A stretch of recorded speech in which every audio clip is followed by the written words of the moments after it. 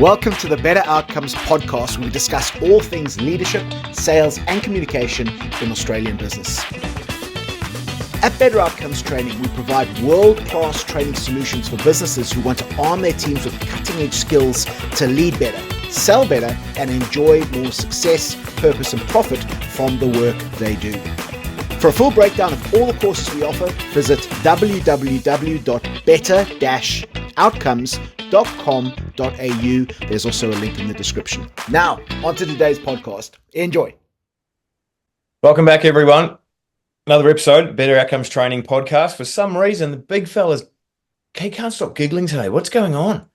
What have I done? Mate, you're smashing the intro again. Go for it. Absolutely owning it. Go for it. So easy to get an intro right when your mate opposite you is just giggling flat out. Yeah. Paulie, how are you? How's your week been? Guys, it's been well earned. It's a Saturday. We're doing this recording for you on a Saturday, folks.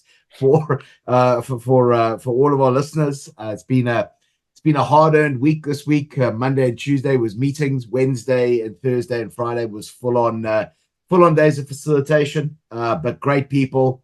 We worked hard. We got some breakthroughs. And we got some great results, and a fair few new business inquiries as well, which is interesting. Businesses wanting us to go and do some training for their teams, which sounds exciting, which is fantastic. How about yourself, guys? What you been up to this week, mate?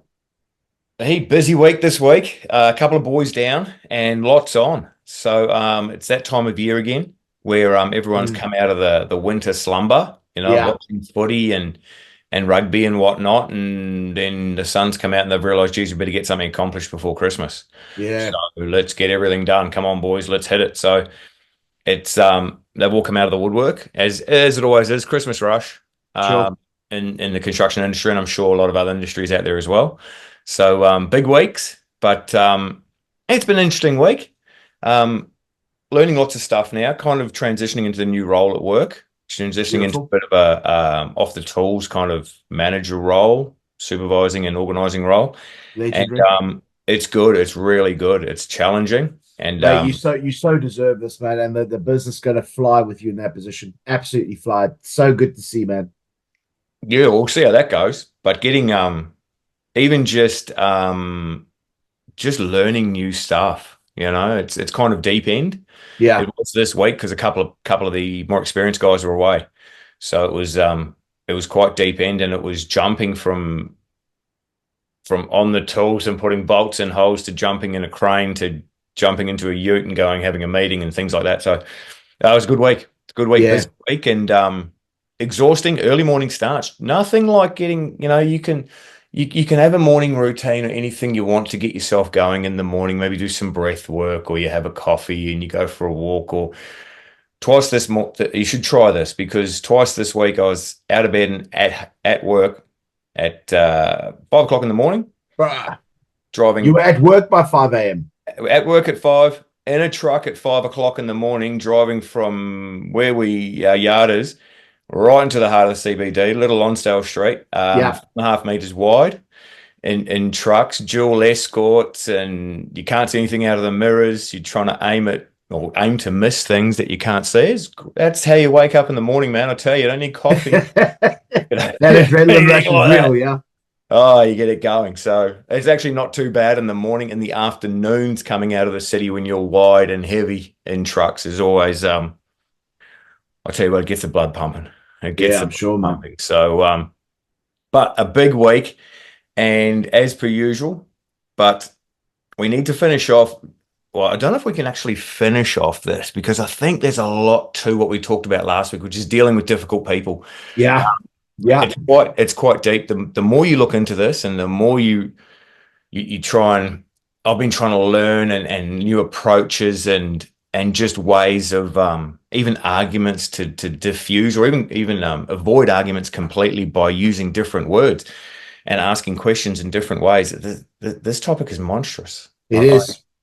I think it was very well received as well, particularly first part last week, because it's a big problem, man. It's a big problem in the workplace environment, is, who you work with. And it's like, we talk about people having clashes over certain value and belief systems. And I mean, that can be as simple as don't talk to me in that way, in that tone. It's like, and here's the truth of the matter. And I know we touched on this last week as well, but is it always the other person, or do you have some part to play with it as well? Yes. And that's a real challenge. And I think very often if we put blame solely on other people, yes, we might be fully validated in that. But the thing is then we give that power away to being able to adapt to it. And I think really we talk so much about a growth mindset around these things, but it's asking that question, how can I approach this whole situation differently? Although the thing is, and I've been in the situation, because I'm sure you've been in the situation, I know a lot of my clients, or our clients, have been in this situation as well, is sometimes you don't want to change. Why the hell should I do that? That type of situation. Yeah, I agree. It's you're right. Your approach to certain situations, you need to sometimes I have to really settle myself and try and forget everything else and just concentrate on that person and what they're saying, and the history of what's gone on, try and catch up to where they are. Some people in my life, I'll just start off with a conversation, and I've got to try and figure out, especially my daughter, Georgie. Oh, she's a laugh. I'll get a text message from her about something we spoke with 6 to 8 weeks ago, and it'll be in the middle of, I've just got to catch up. There's no lead in, there's no nothing. She's just off and running with it, and I've got to, oh God, yeah, okay, and rewind and catch up to where she is. So, but I've noticed that other people can be like that too, where they just assume that since the last time they've seen you, you haven't done anything. You've been waiting for them to come back to you, and you've got to try and pick up and catch the conversation. That's fascinating, because that's absolutely fascinating, because it was something I stumbled onto yesterday as well. So just so I'm understanding you correctly here, whoever you're communicating with, they will start in a deep context rather than setting context first. Is that right? Exactly. Whereas I try and frame what we're going to talk about, and I bring the other person up to speed to try and make it so that I'm not wasting my time. And I know that everyone's busy, so I'll say to you, hey, Paulie, you know how we were talking about this and we were at this, remember where we were? And just kind of give you a bit of a lead, and so you can go, oh, yep, that's right. And we're both back on the same page to where we were. Yeah. Other people don't do that. They'll just lead in and go and sit, and you've got to try and really put your skates on to catch up. So it can be difficult. It's huge, cuz it's absolutely huge. And I think that the thing is that when people realize they do that, and I don't know what the internal dynamics is for people to do that, but I pick it up, I see it from time to time, not a huge amount of time, but from time to time with some of the clients that I work with. And I had 2 clients who were similar to that yesterday, which we can get into a little bit, but that can cause a huge amount of frustration, I think, on the recipient's end with regards to, what do you mean? If somebody just turned around and said to me, and actually I'll tell you where I see this a lot with training is, I'll be talking about a concept, and my clients always, I want them thinking about, how can I utilize this concept in my context? So in my day-to-day work. And then they'll say, okay, so Paul, how would you deal with using that approach with this and this scenario? So this person has said X, Y, and Z to you. And it's fascinating, because they don't realize that I don't have the context that they have, which is, and I mean, it makes me so happy, because effectively I know that they're thinking about this in their context, which is absolutely gold. Because that's how if they can go there in the mind in the classroom, they're going to be able to go there in the body in the actual work. But they won't set a huge amount of context.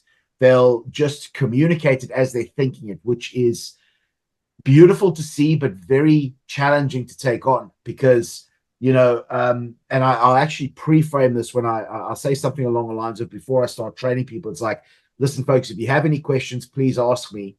And I'll always endeavor to give you the best possible answer I can with the information I've received. But sometimes I might need more information from you, because if you've just said to me, you give me a little bit of information, I might need more context beforehand. But it happens a minority of the time, but it certainly happens. I think it's a beautiful observation, mate, that people do this, and being able to sort of figure that out and share that with them as well, Yeah. And I've actually worked with a few people who use it as a tactic, I think, to intentionally make you make mistakes or look a bit silly or stupid. They won't give you all the information. They'll ask you for your or what you would do in this certain case. Yeah. And it might even be an obvious question. And you'll go, oh, that's pretty easy. You give this. And then they'll go, oh, but also we've got this going on. So you haven't got the full story, and they'll pop it, and then they'll go, oh, but you can't do that because of this. Yeah. You know, you can't drive that vehicle because it's got to be off the road before 7 o'clock. And you're like, oh, well, you didn't tell me that. Yeah. You know, oh, we can't take that load in there because it's too wide. And you're like, and you kind of feel a bit silly, but then you get a little bit hurt and angry because you're like, well, I didn't know that. How am I supposed to know what was on the truck or what? So they don't put it into full context. And then if they're that way inclined, they can use it against you to make you look silly. So it's like people can put you in tough positions with that. So learning to deal with things like that too is, a little bit. It's tough, that one, I think. Do you reckon people do that intentionally, or do you reckon that people are doing it, they just don't have the level of self-awareness? I think it's both. I like to think it's the level of self-awareness where we talk about it in terms of you've got common knowledge that you think everyone knows, but they don't. But some people will use it intentionally on purpose just to make themselves, maybe give themselves a bit of a boost and to look good in front of the boss or things like that. But I think a lot of times it's the simple case of maybe the other person sees you as equal or a little bit smarter and then won't say everything because, well, I know that. That's just common knowledge. Yeah. He must know that too. And they don't say it. And then you make, you don't realize because they're actual expert in their field and you're not. So I think it's a lot of that most of the time, just trying to set that frame around, catch the other person up on where you are, start the conversation well. Yeah. Like you said, put it into context, try and give a bit of a backstory, at least the important points to catch you up to where you are. Absolutely. Does that make sense? Yeah, it makes perfect sense, guys. And just thinking, think back some previous conversations I've had with people where I think I've fallen into that trap of not setting context. But here's what I think has happened is maybe there's been conversations I've had where I've actually had that conversation with the person in preparation to go and have the conversation with the person. But I've had the conversation up here first. And I've thought it through. I've spoken about it. I've visualized having that conversation, not always clinically intentionally, but maybe part of how I would argue this point or what point I would put across there. And I then go and have that conversation and bang, I'm straight into the detail rather than setting the context. Yeah. And I've had it once or twice, somebody saying, what conversation were you having with yourself before you came in? It's like, yeah, you got me. I admit I could do that too. I mean, I overthink things a lot sometimes, or you find yourself in a situation that and you've thought through and you tend to race through it a little bit and the other person gets a bit lost behind because so learning to pace yourself and be visually aware of where the other person is and work off cues to make sure you're both heading in the same direction. So yeah, but I don't think we've ever had that problem. I've never lost track of what you're talking about ever. I don't think. We talk in circles, man. That's why. Yeah, just wait. He'll come back around, man. It's like a bus. He's on the same route. He'll come back. That's it. Precise. I tell you, yeah, one more sip of coffee, he'll be back. Don't worry about it. So if we move on from that, you're going to end up in an argument. Now, arguments, conflict, usually start off with arguments. There's so many ways to either avoid or diffuse or argue. And I mean, some people love argument. I know a couple of business owners who they genuinely get stuck into it. Yeah.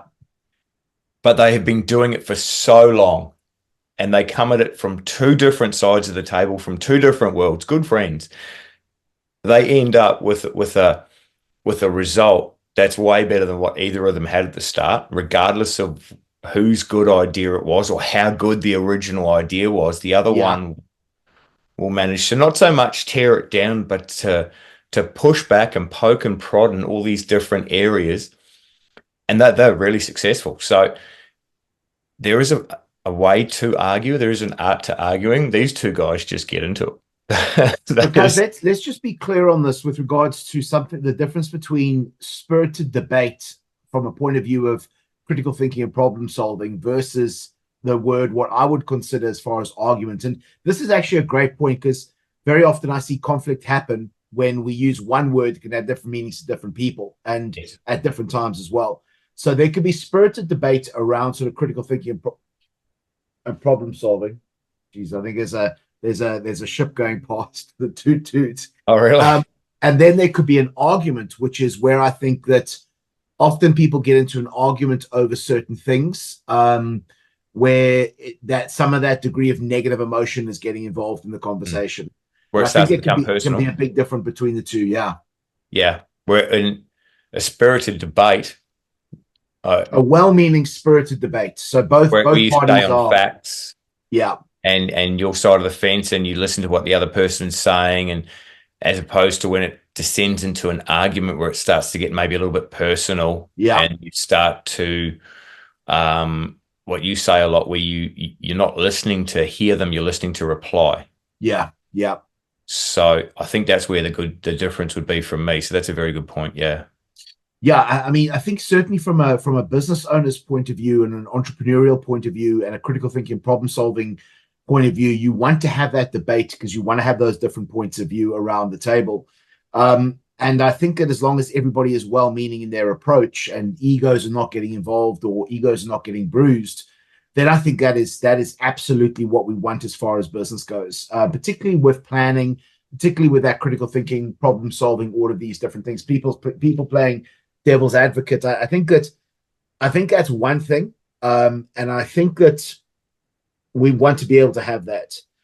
I see more arguments coming through, though, through miscommunications and feelings being hurt over certain things.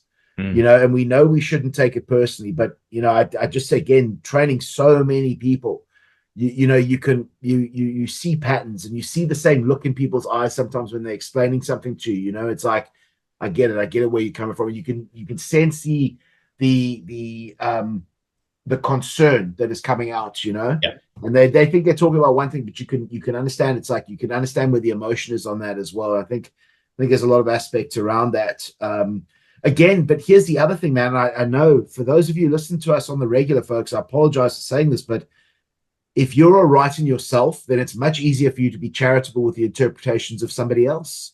There's been times in my life where I haven't been in the right place, and I try to put my point across, and somebody said, no, that wouldn't work because of X, Y, and Z. And I took that legitimately as an attack, because it was like, I see myself as a business person with a point of view, and it's like, you've just said to me, that's no good. The fact of the matter was they were right, but I wasn't thinking of it from a critical thinking point of view. I was thinking of it from it being an attack on my value as well, which is again why I push so hard with this 5 at 5, the professional self-esteem. So you can be okay in those conversations, and you're not trying to defend your position because it's an ego argument rather than a what's right argument. And folks, again, when I say ego, just so we're all very clear, I'm not talking about me beating on my chest, telling the world how great I am. I'm talking about the desire that we all have to be right. Yeah. So in some way, shape, or form, this is why we say a lot of the time, if we're trying to influence and persuade somebody who's very opinionated and has very deep desire to be right for whatever reason, you don't lead with statements, you lead with questions, because effectively then you can start getting to think in a different way. But very often statements are going to push back on that ego, and then that's when people can get inflamed there to some degree as well. Hope that resonates. Hope that makes sense. It does to me. And while you were talking, it makes me think about the amount of times that I've been really upset when we're trying to maybe design something or get something together, especially as a technical minded person, because I'm very much functionality over form. When I'm designing something, to me, it's got to work. Yeah. I couldn't care what it looks like. Yeah. Yeah. I'm not very good at colors. As a carpenter, I'm not very good at color schemes. Everything in my life, all the color, all the design, everything in the house, I did up to the other side of the paint. I could do anything there. This side is all my wife. But that's why that's why you have different skill sets, man. That's what makes good teams, And I'm fully aware of that, because the only way I can tell you if color schemes work and certain styles work is because I've seen it before. I can't design it myself. So there's been a few times where I've really been put out because I've designed or made something that's perfectly functional. And then either the builder or the client or an architect comes along, a designer comes along and wants to change it to look pretty. Yeah. And I can make it look however you want, but you can't take away its functionality at the same time. So I used to get really upset about that. And some architects were very hard to work with. And it took me a while to figure out that I've got to understand what they see, what they vision here. Yeah. And I started to, instead of crashing into them and seeing them as the enemy, I used to turn around and say, all right, what are we looking for here? What do you really need? Because sometimes the bit that I was concentrating on, they didn't see as important. And I thought it was. So a perfect example is we were doing a shop in the city and I had to go and find the door handles for it. Massive, big, ornate door handles, big black things. And they had them on, they had listed, this is exactly what we need. This is arrows to it, link. Well, not back in those days. There was no links. There was an address and you had to go and look it up in the map and drive there and get it. And I went to this door and handle place down in Richmond and how you going? I need these 2 pieces, please. And this shop fitting, for anyone who knows much about shop fitting, is very in and out. The last people leave, the shop's not vacant for very long. New people come in, destroy the old shop, make a new one, open up as quickly as you can because it's all money. Time is money. At the time we had maybe a week left until we handed over. And I'd already had a few run-ins with the architect, and I go down to this handle shop and I say to them, can we have 2 of these, please? And the guy goes, I've got to get them from Italy. Oh, how long does that take? And he goes, it's a tomato festival. It could take 3 months. Wow. No, it's not. So I go around to the architect and I said to him, do you know how long these are going to take you? And he goes, I don't care. It can look anything like that. It doesn't have to be that particular one. That's just one I saw. So anything like that. But I didn't know. So I wasted half a day. Yeah. Running around when I could have probably gone to Bunnings and got something similar. Yeah. Half the price. But so I know precisely what you mean as not so much getting my ego hurt. It was more that I knew I was right because it was functional. Yeah. But then being told it was wrong because it didn't look good, that hurt. So learning to get my head around that and work out how to work with people to get a good solution was something that was a bit of trial and error with me. It took me a little bit of time to do that. Yeah, but what an awareness to have, man. Yeah, because again, I'm convinced of this, and we fight this battle every day to try and get people to get those better outcomes. And one of those big things is just that level of self-awareness. Why couldn't the architect have told you that beforehand? It's probably because it didn't come into their mind to think, I should have checked when Tomato Festival was in Italy. But it's like just because you get that one or get one that looks like that with the same dimensions. Okay, cool, no worries. And Bunnings will love the shout out because I know we've got some people from Bunnings who listen to this. So there you go. Oh, do you? I was there just before buying parts for a gate outside with my wife, so it looked good. You're going to get a high five when you walk in there next time, man. Bunnings and Altona. There you go. I tell you. That's why I live so close. It doesn't take me long to return the stuff. You'll get 2 sausage sizzles, mate. You get 2 sausages. Oh, it's smelling good today, the sausage sizzle, I tell you. Oh, yeah. It smells delicious. It smells better on the weekend, I reckon. So, but no, you're 100% right. And then I think that a lot of the time, I think that was a turning point for me in terms of arguments too, where I realized that rather than beating my head against the architect's door or door handles in this case, if I actually stopped and tried to, like you always say, see it from his point of view, which I think is critical because not a lot of people can do it. If you can actually be self-aware enough to realize that we might have a problem here, and rather than banging my head against this, if I walk around the table, if you think about the argument as a table, I guess, and you're coming at it from both sides, if you walk around the other side and sit next to the other person as opposed to going head on with them and see the way they're seeing it, then I heard it put well the other day by the guy off the Mel Robbins podcast, Jefferson. Oh yeah, the barrister bloke. The barrister, Jefferson Fisher. He said he has it in terms of never win an argument. It's like there's a knot in a rope and you're both pulling. Yeah.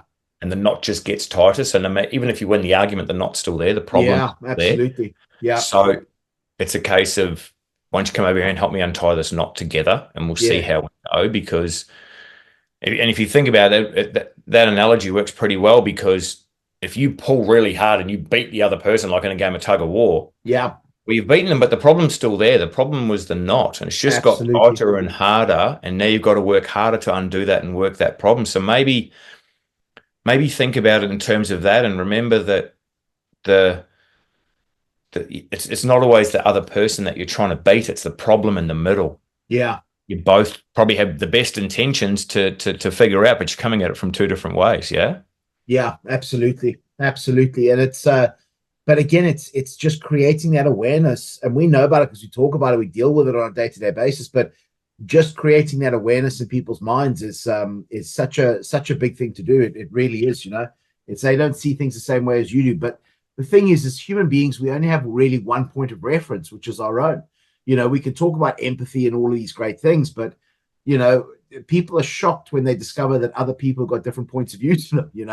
Yeah. And they logically, we all understand that people will have different points of view and different ways of doing things. But then emotionally, that's not how we behave, and it's very interesting, man. Human beings are fascinating, absolutely fascinating. That's why we love the work we do, man. Oh, yeah. Oh, yeah. Actually, I was sitting next to the boss in the office as things were falling apart this week, and jobs were getting cancelled. We'd loaded everything onto trucks, to 2 trucks, all ready to go. 5 o'clock in the morning, we were out, and they rang us at 4 o'clock and said, we've just blown the hose off the tower crane. You can't come tomorrow.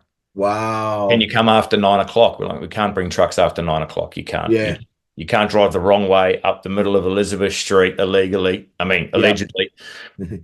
Make right-hand turns and back up the wrong way on streets at 10 o'clock in the morning when you're 4 meters wide. Just can't happen.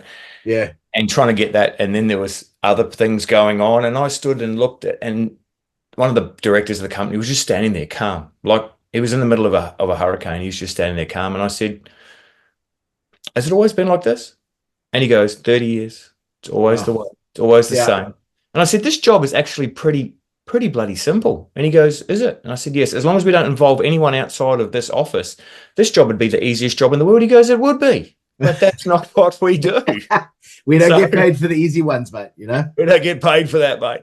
So you're absolutely right. Human beings, it's the way things change, and being able to change gears as well and let things go and move on to something else is a skill that luckily I've learned at this job, and it's starting to serve me really well now as we move forward. So yeah, it's good times, man. Absolutely. Something else I'm going to touch on, Cuz, just very briefly, mate, is, and I'd like your take on this as well, is I've seen a significant uptick in number of companies, construction-based or construction-related businesses, that are investing a lot more money in communication skills, leadership communication skills, sales communication skills, and presenting and stuff like that. If I look back on it this week, I've been approached by 2 different businesses who want to start, discussing potentially doing some work together. And they've got leadership programs they want me working on. And then there's potentially a group of sales teams from a particular construction-related company.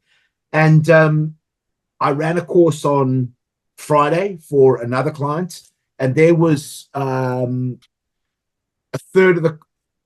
half of the class had construction-related people working there. There was one guy who was doing the pipe refurbs, so underground pipe refurbs. Somebody else was doing tiling. Somebody else who was working directly with builders who were reporting in then to the designers and stuff like that. But there seems to be, and these 2 companies particularly that approached me directly, these 2 companies both said we're putting a very strong focus onto our communication skills, which I've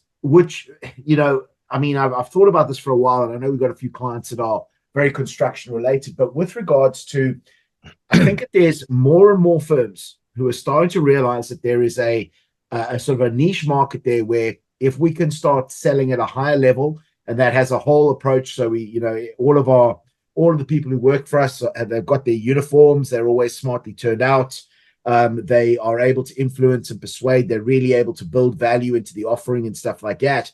And I'm just really getting the feeling that there's a lot of businesses who are looking for that unique selling point, and their unique selling point very much is the value of the interaction that you can have. You interact with somebody who represents their business, and if I'm a buyer and you come over and we have a conversation, and it's not just that you're a likable person, but it's also that you have skills to be able to build more and more value. What are your thoughts on that, mate? Do you think it's just been a total coincidence this week, or do you reckon that this is a trend? What are your thoughts on it? I think it's a trend. The starting to see it come through now, where the smaller companies, the ones who flourished, not so much flourished, but managed to get through the tough time of COVID and hold on to some good employees, realized that you need to keep your people around and you need to keep your clients. And the way to do it is not only invest in them, but invest in skills that help build your business as well and try and keep it together. Mm-hmm. A lot of companies lost a lot of good workers, and it's hard to get them back and to retain them.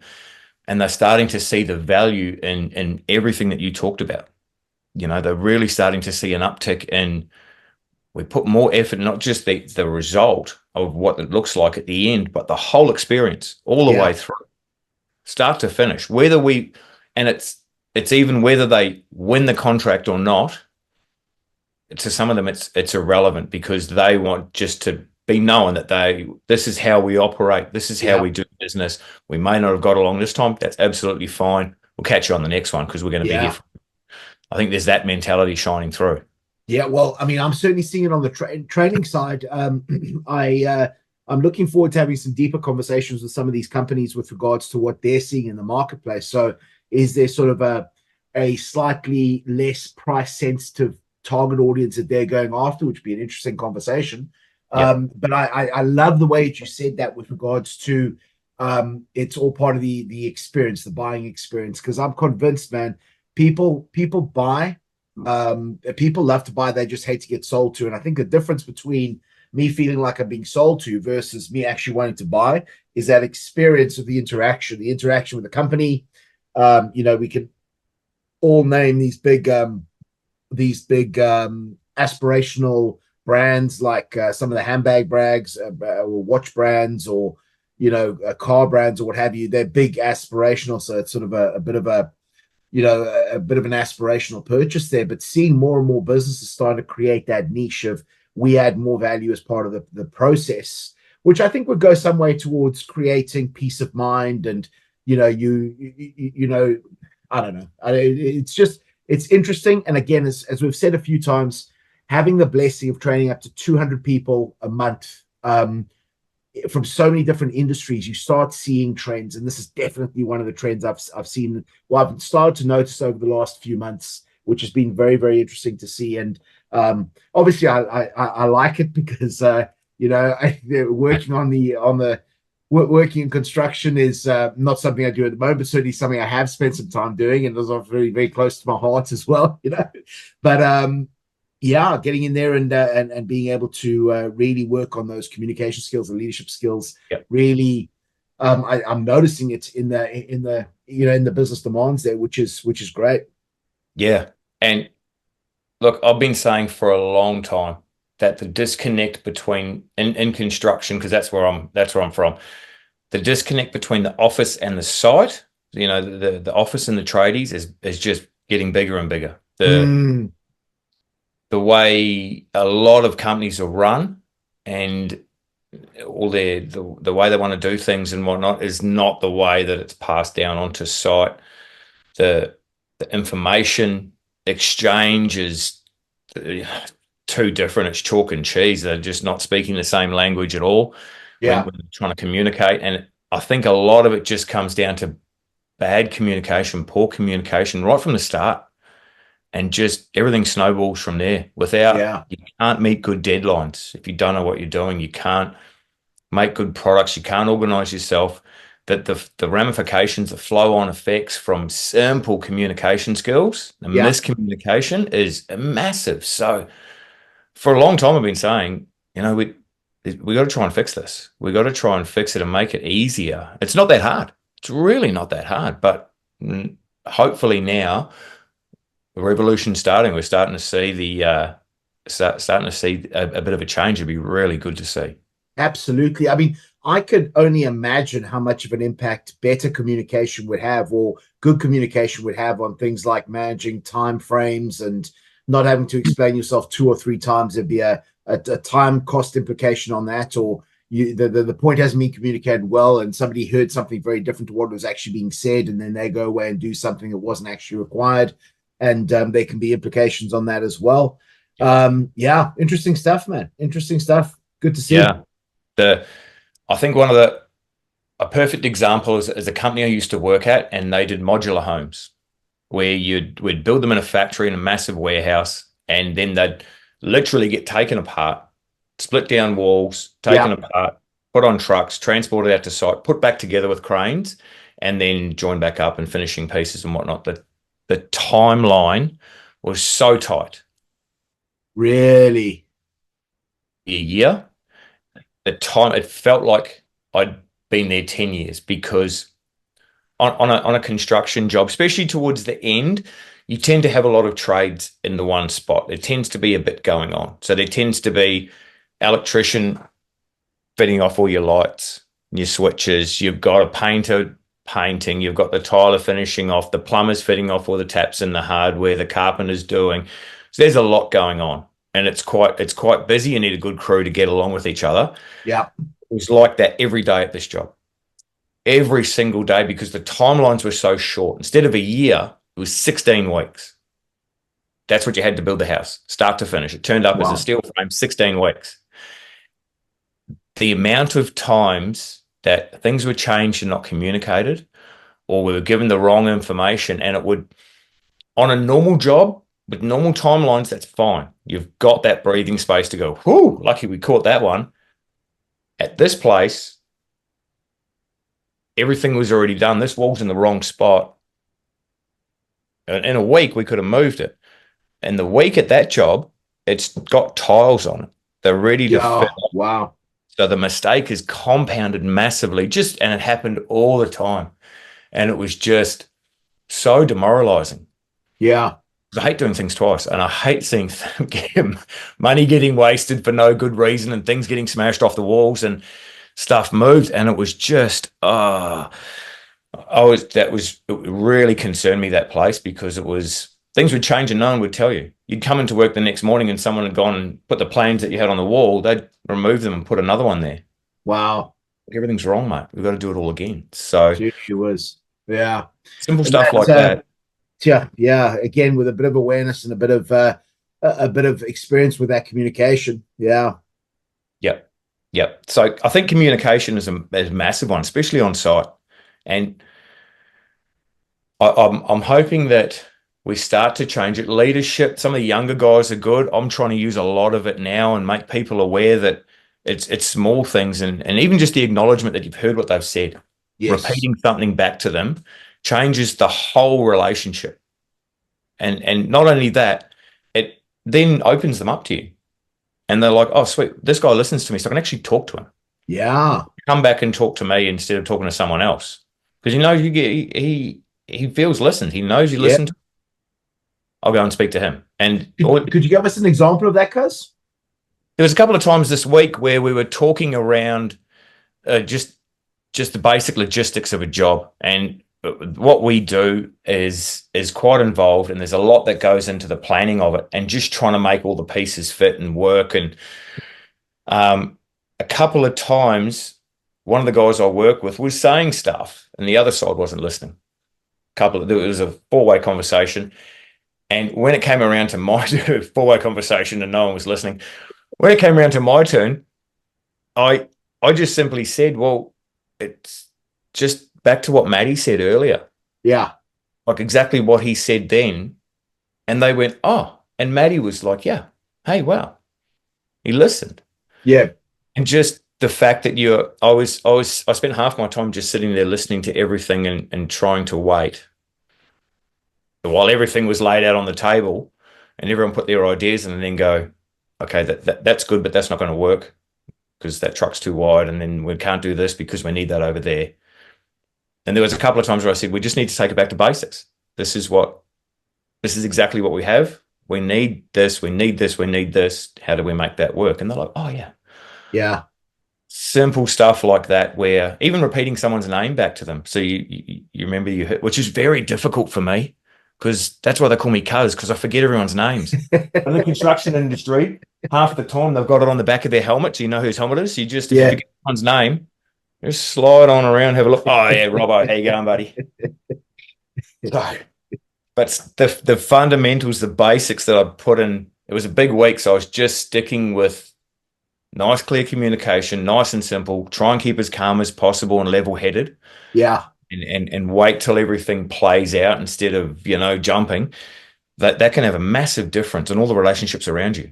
That back to basics is a great or back to the baseline or back to the bare minimum. It's a great type of approach when things are getting stressed. I know certainly if I've got 5 days back to back of facilitation, then I get to sort of Thursday, Friday, I'm starting to feel a bit rocky, And normally, if I'm in the best possible frame of mind, I can take a concept, start a story about that, then take a side story, then take another side story, then come back to the main thing, and it all makes perfect sense because it all clicks back in. But when you start getting, your vision starts going a little bit, and you're sort of slurring a little bit, and it's like you're exhausted.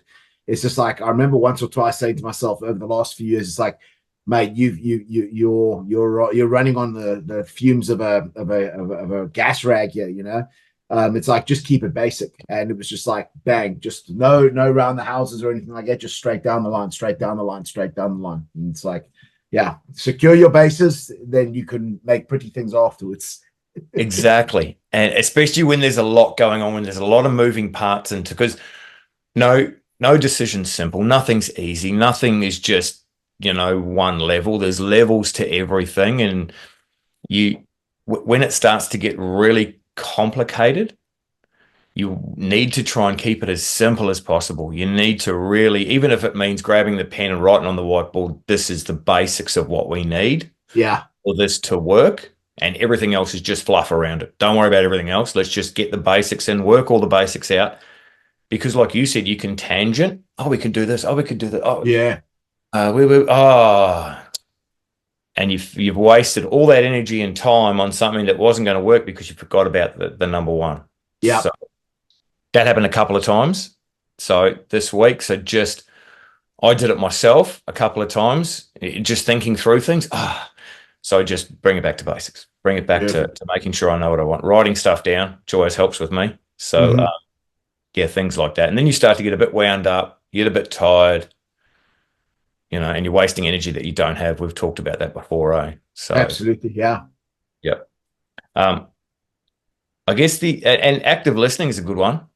While we're on that topic of miscommunication, actually listening to someone, not so much getting the information they need, but listening to what they're saying.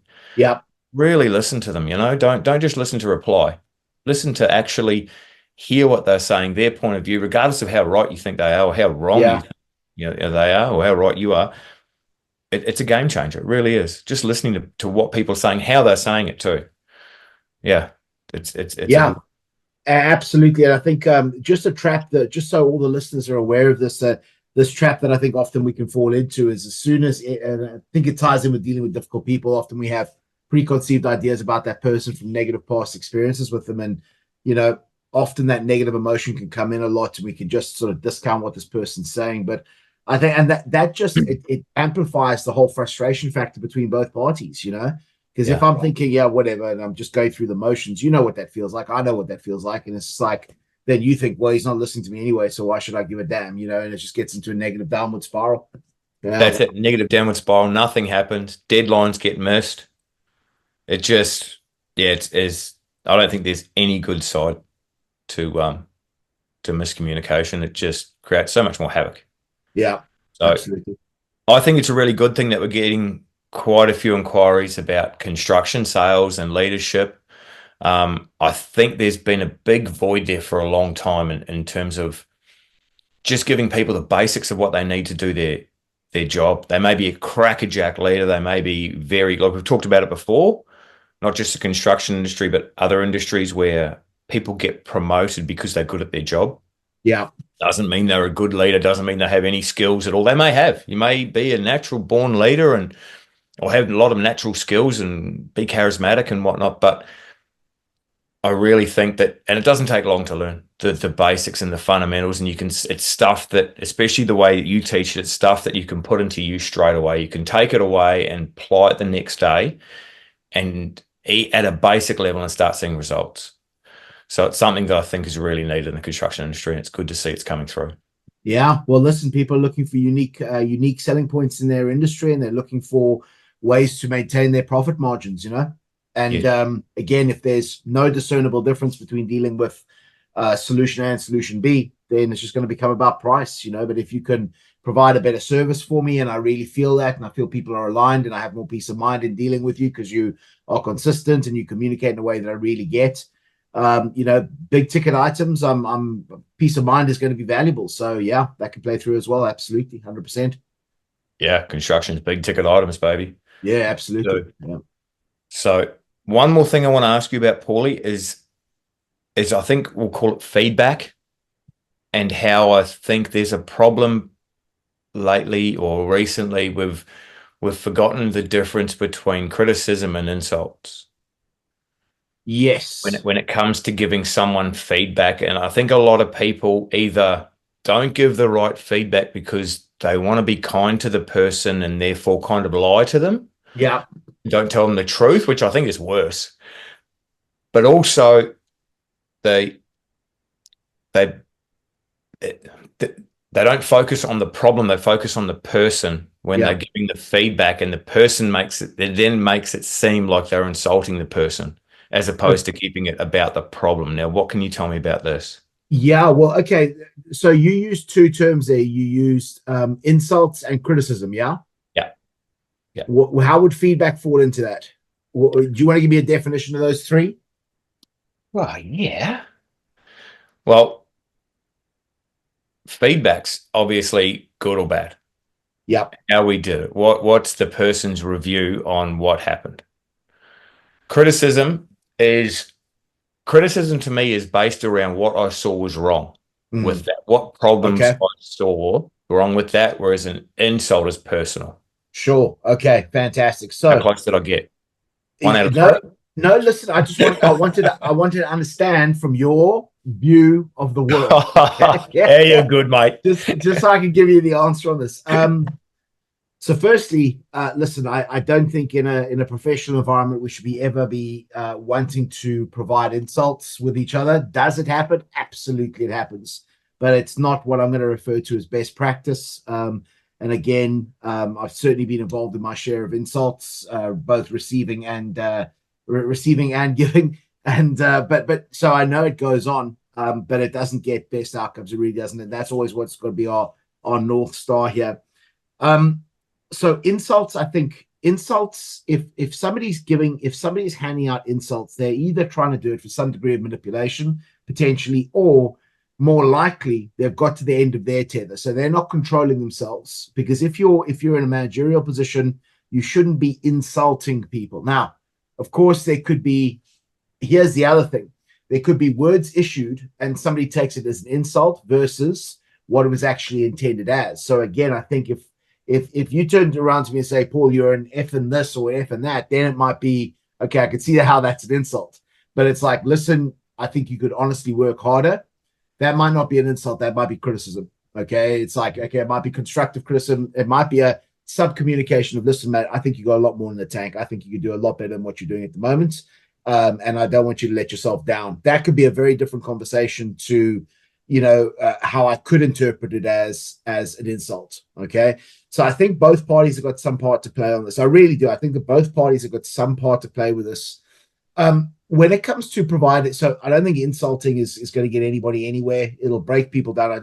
I haven't seen it change anybody's behavior for the longer term for the better. I've seen insults lead to people obviously getting upset by it. I've seen people leave because of insults. I've seen people maybe do shorter term. They've made some changes short term, but longer term, their trust is not there anymore. It's broken. So, but with regards to feedback, I think there are definitely some aspects. There's some aspects I've seen as well, some very concerning aspects. The first one is I've seen people that are very worried about giving feedback. And there was a particular client I was working with who said to me that a lot of their this is in the tech industry, believe it or not, and a lot of their employees and their sort of leaders of their groups, youngsters. I mean, we're talking sort of mid-20s, maybe early 30s, but technically brilliant people, were worried about giving feedback because they were terrified of offending somebody, which is, I understand where it's coming from, but we got to get it through our heads that we have to provide feedback to people. But again, there are people sitting there thinking, oh, don't be offensive, don't be offensive, don't be offensive. Okay. And that is, I understand why people feel like that, because they're worried about it. And there's this whole sort of social stigma around it and, all of that other stuff that goes on. But it's effectively, you have to provide feedback in business. If you're not, I'll tell you, actually, I've seen some horrendous situations where feedback or problems haven't been raised, and the problems are just being swept under the rug. And I'm not even using hyperbole now, but I've seen small problems that could be fixed with a half an hour of work turn into seven-figure lawsuits. Okay, seven-figure lawsuits because somebody didn't go and give perceived bad news to somebody who could have done something about it, just because they didn't want to be the bearer of bad news. Now, again, from a human behavioral point of view, I understand how this happens, but in business, that's what we're paid for. We're paid to be professional. So I think that being able to provide feedback is important. But here's the other thing. It's like, you have to be comfortable in providing feedback. And I think I mentioned this a fair few weeks ago, but there was a beautiful breakthrough one of my clients had a few months, maybe 2 months ago now.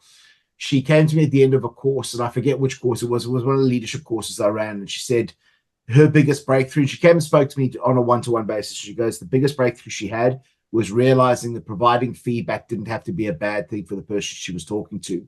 And, anybody listening to this might think, well, that's obvious. But, you not everybody has the same view, but she now had the tools to be able to understand that she can communicate in a way where this person can then improve their approach to certain things and get those better outcomes. So effectively, previously the focus was, I've got to go and have this difficult conversation. And normally our preconceived idea about a difficult conversation is that the other person's going to get hurt. And particularly for my empathetic leaders, they don't want to do that and what have you, till they start realizing how you communicate something dictates how it's interpreted and therefore how it's acted on.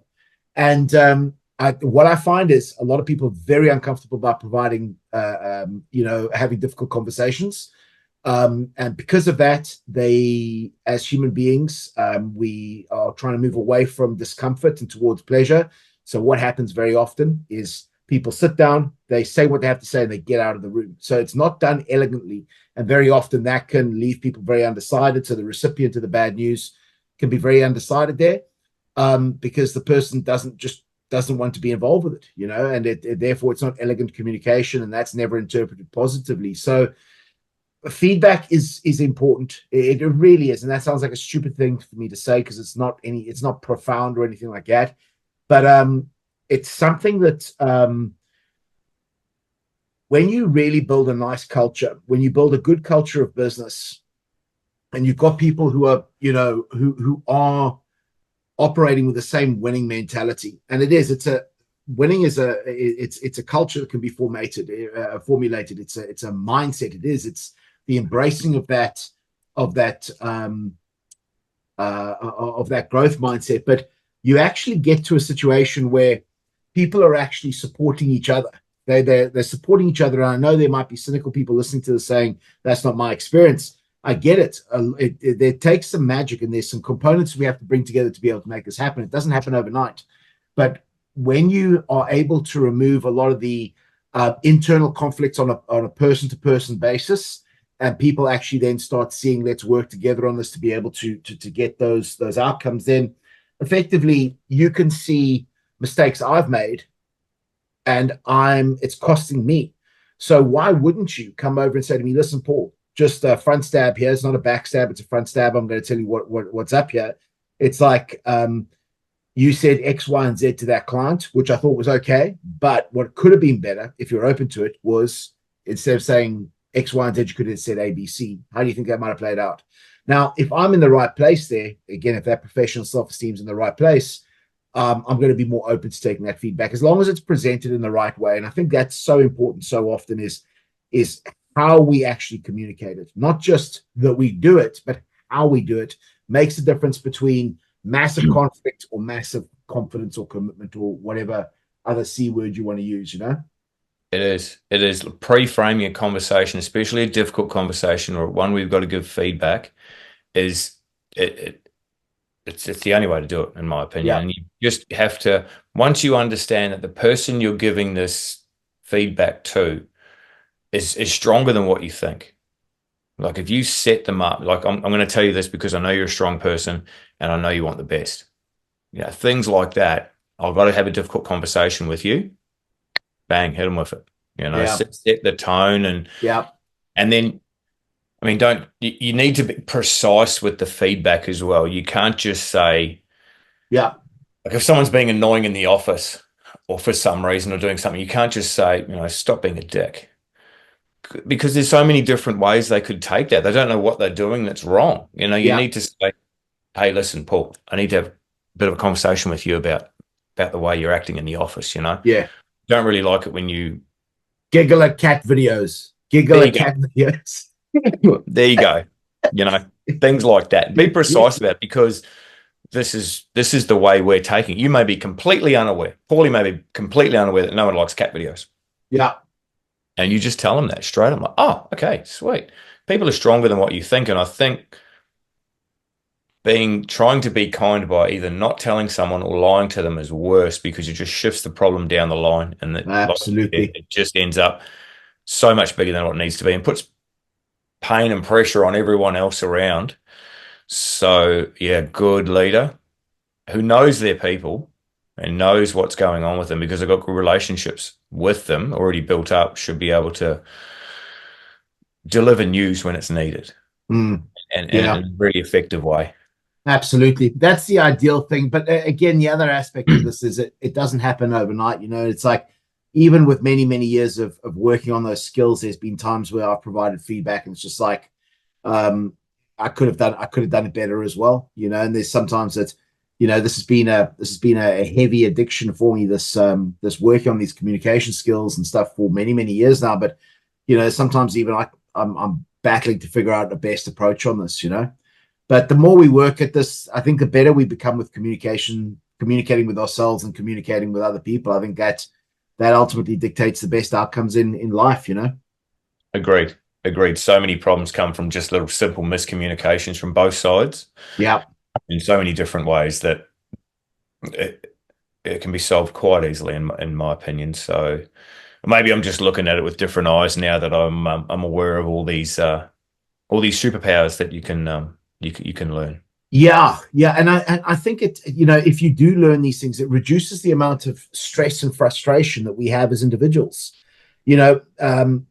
People come to training very often and they feel like they've been told to be there. And one of my jobs is what I have to do is I have to open the client up. I have to get them open to learning. And just when people realize that skill development is going to severely reduce your stress levels, then it's a big unique selling point for people. Also, you're developing skills that effectively could make you more valuable in the workplace. And if you learn to negotiate, that could help you in the pocket there as well. But there's I think maybe I'm biased because obviously work in the trade, but learning those skills, investing in those skills, time in those skills, absolutely crucial, very powerful. Yep. It's not all hard skills, soft skills, man. We're breaking them down. We're figuring out how to teach people them so you can take it away and learn. You can come to one of the trainings, learn this particular, learn the leadership skills, learn the negotiation skills, confidence skills, communication skills, take them away and use them the next day. Broken down simply, easily applicable, yeah? Absolutely. So, Paulie, once again, thank you very much for your time on your busy Saturday. I can see you're all dressed up, ready to go out. I'm dressed up because I've got a new computer screen, and we're talking about it being colorful and classy. As classy as a Harrison gets, anyway. Well, this Harrison, some of my family are a little bit more classy than me, but they were born after me, so there we go. I remember somebody actually meeting me and my sister, a mutual friend of ours actually meeting me and my sister and saying, how the hell are you two even the same, even related? How are you two even related? My sister's quite classy and I'm not. And she runs marathons. Yeah. Shout out, Melanie. There we go. That's just crazy. Congratulations, Mel. Well done.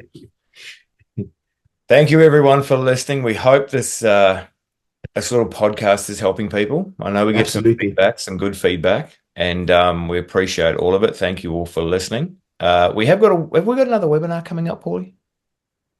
We will have, yes, date TBC, but yes, we will, because again, there's some more trends I'm noticing, some real great things I think are going to help people as well. So we'll do that 45-minute session, Q&A at the end there as well. But we'll get that locked in and people notified as well. Excellent. Paulie, thank you for your time. Everyone, thank you for listening. Hope you've taken something away from this. We will be back with something else next week, 20 minutes worth of research, and we'll dive into another topic here, Paulie. Don't give all our secrets away there, cuz. Fantastic. Yeah. I appreciate you, my man. Thanks so much, folks. Take care. Until the next time, yeah? Thanks, guys. See ya.